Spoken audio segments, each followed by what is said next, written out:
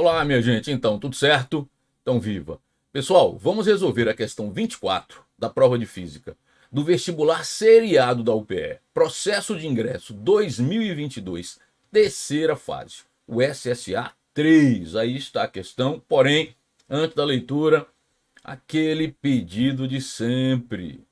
Já está inscrito no nosso canal? Não? Se inscreva, ative as notificações. Se gostar da aula, deixe o seu like. Isso é muito importante para o nosso canal e para você é trabalho algum, concorda?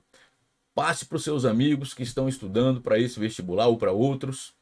Passe o link da resolução do nosso canal. Ajude uma mão, lava a outra. E é dessa maneira que eu vou continuar postando aulas de qualidade para você aprender física como você quer, como você merece. Fechado? Vamos ler o enunciado? Muito bem. Numa determinada hora do dia, a luz do sol incide num ângulo de aproximadamente 37 graus em relação à superfície livre de um lago de água doce, cujo índice de refração é N2 igual a 1,33. Uma pessoa no lado oposto a esse lago vê que a luz refletida tem um brilho ofuscante. Sobre essa luz refletida na superfície do lago, é correto afirmar se ela, muito bem, difratada, não polarizada, refratada, polarizada, dispersiva. Ele está falando da luz refletida. Então veja que já tem aí, viu, gente? Ó, ele está aqui em cima, ele está falando da luz refletida.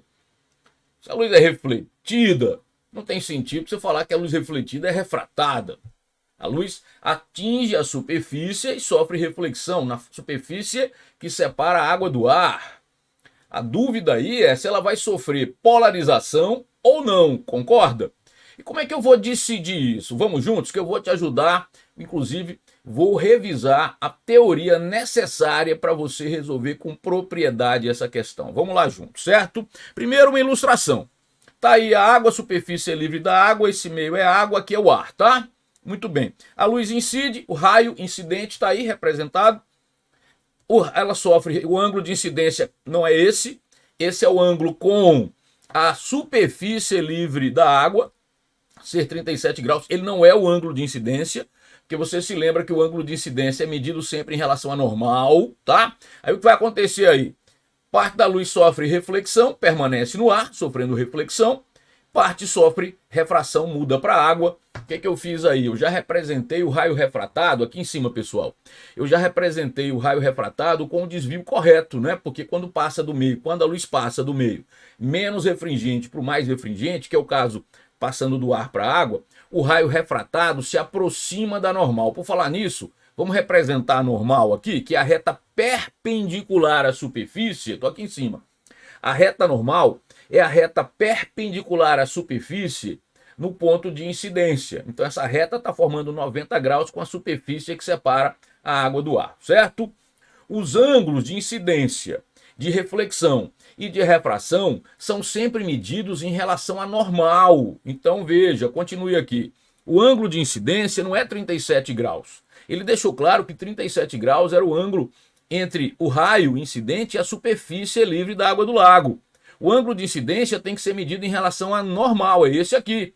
Como a normal forma 90 graus com a superfície, esse ângulo é de 90 graus, aqui eu já tenho 37, quanto falta para 90? 53, certo? Agora, aqui em cima, eu vou aplicar a segunda lei da reflexão.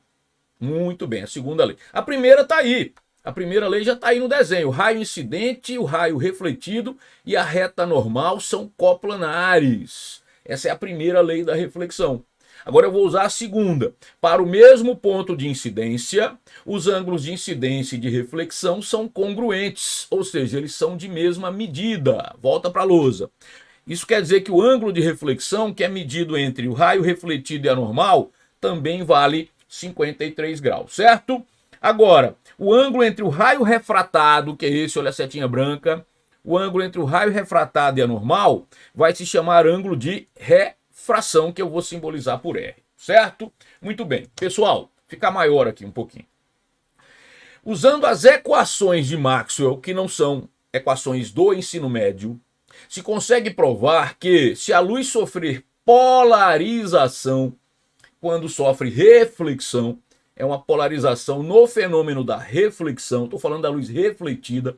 Se isso acontecer pelas equações de Maxwell, que não usamos no ensino médio, a gente consegue provar que se há polarização da luz refletida, o que deve acontecer? O ângulo entre o raio refletido e refratado é de 90 graus. Olha o que eu estou te falando. Através das equações de Maxwell, que não é tema de ensino médio, se consegue provar que se essa luz refletida sofreu polarização, o ângulo entre o raio refratado e o raio refletido e o raio refratado tem que ser de 90 graus, certo? E se isso acontecer, como aqui é 180, 90 já tem aqui, a soma desses dois também dá 90, ou seja, são complementares. E você já sabe que o complementar de 53 é 37. Então estou admitindo que essa luz, preste atenção, estou admitindo aqui que essa luz refletida sofreu polarização. Esse ângulo aqui tem que ser 37 graus, o ângulo de refração 37 graus. Aí o que é que eu vou fazer, pessoal? Veja, se for verdade, se a luz refletida foi polarizada, esse ângulo aí sendo de 37 graus, eu vou partir dessa hipótese que ele é 37 graus. E a partir daí eu vou encontrar o índice de refração da água. Se o índice de refração da água for igual ao que ele deu, que é 1,33, a luz sofreu polarização. Se não, a luz não sofreu polarização. Que tal? Eu vou usar 37 graus como o ângulo de refração e vou aplicar a lei de Snell-Descartes, certo? Aquela lei que vale para o mesmo ponto de incidência, o produto do índice de refração vezes o seno do ângulo com a normal permanece constante. Eu vou aplicar a segunda lei da refração e vou achar para esse ângulo aí de refração o valor do índice de refração que a água deve ter para que, escute, respeite a condição da luz ser polarizada. Se esse valor coincidir com o que a questão deu, que é 1,33, a luz sofre polarização. Se não, a luz refletida não foi polarizada, certo? Então lá vai. Para o mesmo ponto de incidência, aqui é ar, aqui é água. Eu vou aplicar a lei de Snell para esse ponto de incidência. Então, índice do ar, seno de I, índice da água, que eu quero saber, para que a luz sofra polarização. Seno de R. O índice do ar no início da prova, 1. Seno de I é o seno de 53 graus. Seno de 53 graus, certo? O índice da água não pode usar o que ele deu, porque eu estou querendo saber se a luz sofreu polarização ou não. Eu vou comparar o que eu encontrar aqui com o que ele diz, tá? E o seno de R é o seno de 37 graus. Por quê, de novo? Porque das equações de Maxwell, se essa luz refletida foi polarizada, o ângulo entre o raio refletido e o raio refratado tem que ser de 90 graus. Se é de 90 graus, implica esse ângulo R ser 90 menos 53, R 37. E se isso acontecer, veja, eu vou encontrar o índice de refração desse meio necessário para ser conivente com o que está acontecendo aqui, para que a luz seja polarizada, certo? Vamos ver. Aí eu vou comparar com o que ele deu. 1 vezes. Aí, pessoal, vou até ficar um pouco maior aqui, mais ainda. Eu senti falta dos valores do seno e do cosseno nos dados da questão da prova. Senti falta disso. Então fica aí uma crítica construtiva, com todo o respeito do mundo, tá? Ao autor da questão, que faz parte da banca. Repito que não desmerece sua competência. Pode ter sido um esquecimento, deve ter sido um esquecimento, e nós somos humanos, né? Só pedimos que é fundamental para o estudante, para que ele faça com tranquilidade essa questão, que esses dados estejam lá no início da prova, certo? Então vamos lá, seno de 53, 0,8, a rigor teria que ser dado. Índice da água eu não sei, eu vou comparar com o que ele me deu, porque eu estou fazendo o quê? Estou resolvendo, supondo que há a polarização da luz refletida. E se há polarização da luz refletida, tem que ser respeitada essa história do ângulo entre o raio refletido e refratado ser 90 graus, e vou achar, conivente com isso, o índice de refração da água. O seno de 37, 0,6. Dessa forma, o índice da água, o índice da água, o índice de refração da água tem que ser, isola, passa dividindo 0,6, fica 0,8 por 0,6. O índice da água, 0,8 por 6 é 8 por 6, 0,8 por 0,6 é o mesmo que 8 por 6, simplificando é 4 por 3. E 4 por 3, 1,33. Opa! Se o índice da água for 1,33, a luz refletida sofreu polarização. Caso contrário, a luz refletida não foi polarizada. Vamos lá. Qual é o índice dado? 1,33, portanto, a luz refletida é polarizada. Vamos procurar a resposta que condiz com isso? Devagarzinho. A luz refletida é polarizada. Isso aqui, então, está na letra D de dado. Letra D de dado. Pessoal, só mais uma informação, tá?